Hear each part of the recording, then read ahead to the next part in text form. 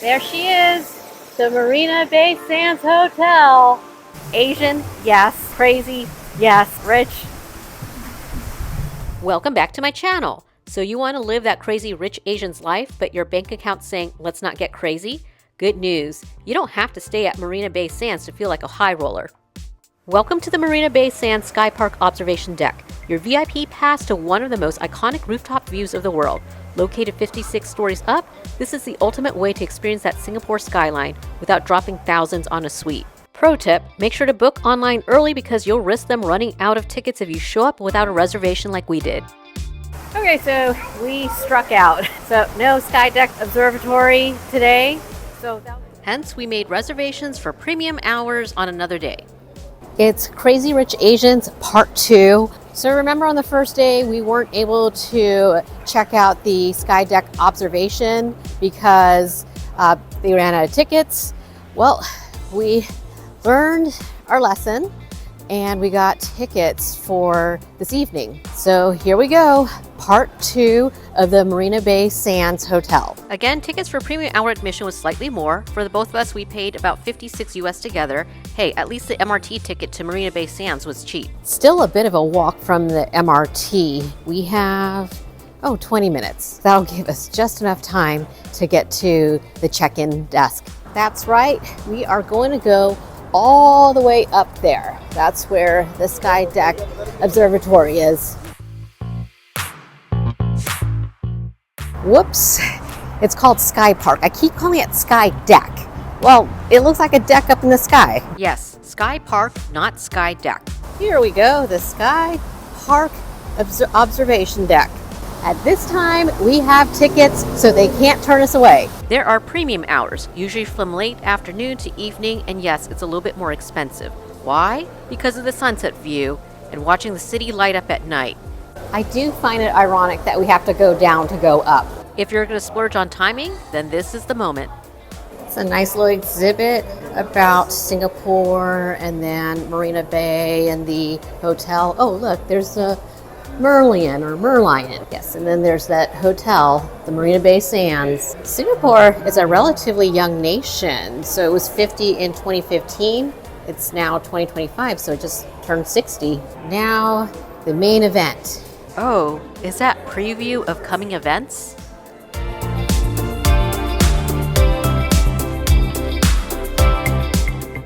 To get to the top, we took the elevator. I was a bit disappointed that they didn't have some sort of show on the ceiling to entertain us as we rode 56 stories up. We're somehow going to go up 56 stories. I don't feel the elevator at all. Look, it's a Merlion. We can exercise the power of democracy by voting for what our vision of Marina Bay is going to be. So, futuristic dreamscape, cyberpunk, that's pretty cool. Eco-conscious or prismatic city. So how am I going to vote?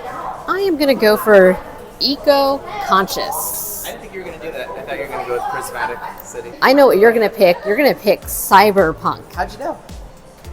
You seem like the type. Whoa, we are up high. When I say high, like 56 stories high. You can see the gardens by the bay. There are the super trees and then the cloud forest and flower dome.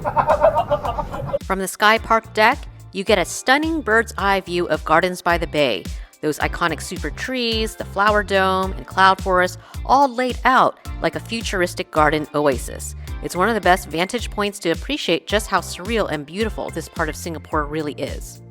This is amazing. It's windy up here. We're 56 stories high, so you would think we would be swaying. I don't know how they did that. I know in Taipei, or Taipei 101, they have like this ball thing that basically keeps it balanced. The flower dome and the cloud forest, we will be featuring that on part 3 of this Crazy Rich Asians vlog. I can't get over how many ships are out there, just waiting to come in, trade, commerce.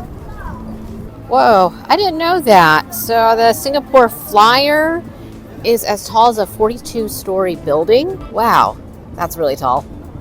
I thought it would be way more crowded up here because they say this is peak hours, but there's a lot more room than I thought. Actually, it did get crowded later on. We had booked an earlier evening entry slot. Look across the bay and you'll spot some of those sleek, modern apartment buildings. That's public housing in Singapore. Believe it or not, over 80% of Singaporeans live in the government-subsidized HDB flats. They're built and managed by the Housing and Development Board, or HDB, and many of them are sold under a 99-year lease. The system is designed to make home ownership affordable, and it's a huge part of how Singapore keeps its city clean, safe, and super livable. Singapore is so innovative. They're building something over there. Not sure what they're going to build, but maybe when I come back here in like 10 years or something, everything will be done. We'll have the answer. You can capture views of the Esplanade theaters by the bay. That Lotus building right there is supposed to be the Art and Science Museum. There are also river cruise boats that will take you around the bay for a reasonable price. Not a bad way of experiencing the crazy rich life without spending a fortune on chartering a yacht. Can't come to Singapore without seeing the Merlion. There it is. And look at all those people trying to take photos and videos. Remember the Helix Bridge from the other evening? Now you can appreciate the Helix Bridge because it really does look like a helix from up here. I still can't get over that those are not luxury condos. They're public housing. Singapore's HDB that are proof that affordable can still mean stylish and skyline worthy. As time passed, you could see we're about to head into sunset and more people were filing into SkyPark. The Esplanade has been nicknamed the Durian. You know what? I actually do see it. Yes, it does look like a durian. 6 Merlions? I only know of one, and it's right there, right in front of us. So I don't know where the other 5 are. I have no idea. Yes, there is an end to the sky deck. Over there is part of the restaurant. I think it's called C'est la Vie. Looks like we can see some more. I'm going to go up these stairs. Okay, the view is a little bit better up here.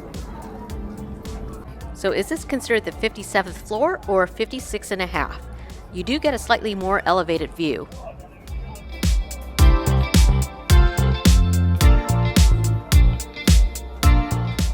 Fancy, fancy. Down there is Louis Vuitton. Louis Vuitton, not an Hermes. So, nope, can't get a Birkin there. At least for a moment, I could feel like a high roller being at the top of the world even if I'm not carrying a designer bag. I was a bit disappointed that the SkyPark deck does not extend to the entirety of the roof of the Marina Bay Sands. It's just a small portion of it. So, I had thought the sky deck went a lot further, but it actually doesn't. It only gives you a view of the bay. A view of the bay and also of the gardens. See, once again, here are the gardens. I just can't stop looking at it.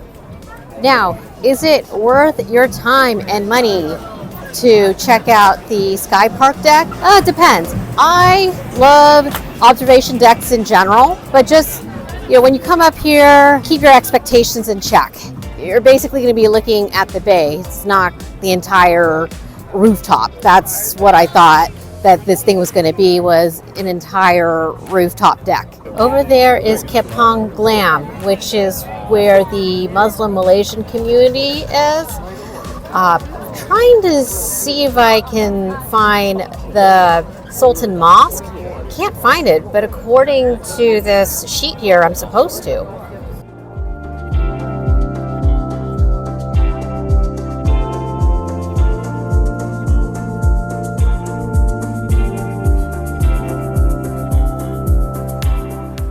At least what I got out of this experience of being at the SkyPark observation deck is that I got to experience a bit of the Marina Bay Sands Hotel. As you know, it's very fancy, it's very luxurious, it's very crazy rich Asian. While I didn't stay at the Marina Bay Sands Hotel, at least I got to take in a bit of it. Oh, I see the sky trees being lit up. It is 6:48, so not quite showtime at the gardens. Showtime starts at 7:45. So I wonder what it would look like from up here. I guess you would only be seeing the treetops. The other night we were at the bottom and the show was spectacular. You can see the entirety of Dragonfly Lake from up here. And from up here, I could see where I ran the other day. So I was over there. I know I ran past the flower dome and the cloud forest, saw the trees, did go by the lake. I did cover a lot more of the gardens than I thought. It didn't seem like it that day. Okay, so the sun's coming down, so let's check on the status of the sunset. This is unreal that I'm at the same level as the sunset here at the 56th floor. Down there, I think that's where the Spectra light show comes from. So where to catch the Spectra show? They say at the event plaza, and I assume that's it. The lady the other day said you can catch at the mall, and the mall's right there. Alternatively, we can go across to Merlion Park, which is across the bay here, and you can catch the show from there. Choices, choices, choices. Where are we going to go tonight?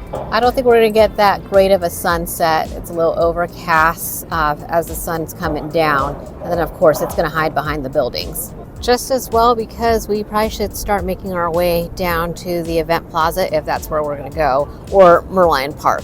It's 7:03 and the first show starts at 8 p.m. That's it from the observation deck. A lot of people are going to stay up here hoping to catch the Garden Rhapsody show from high above, and then maybe they can catch the 8 p.m. Spectra show. Totally doable up here.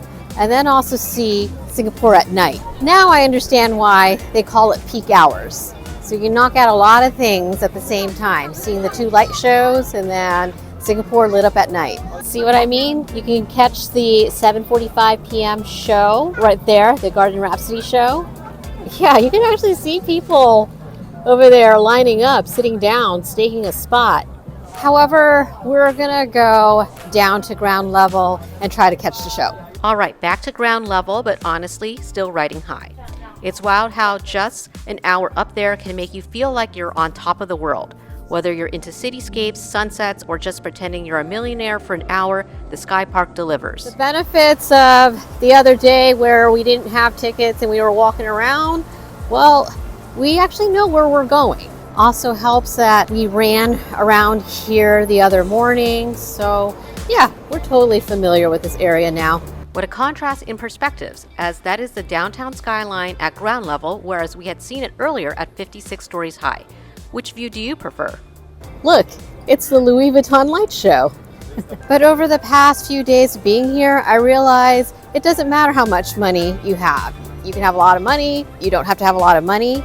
Everybody here eats really well. There's food at different price points.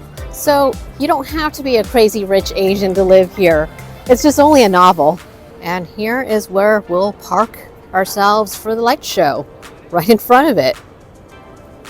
So was the SkyPark deck worth it? Honestly, yes. Sure, you don't get to see the infinity pool or explore the entire rooftop, but what you do get is that feeling of being part of something iconic, and it's at the fraction of the price of the Marina Bay Sands Hotel. And even better, after you come back down, you could still catch the Spectra light show right here along the waterfront, completely free.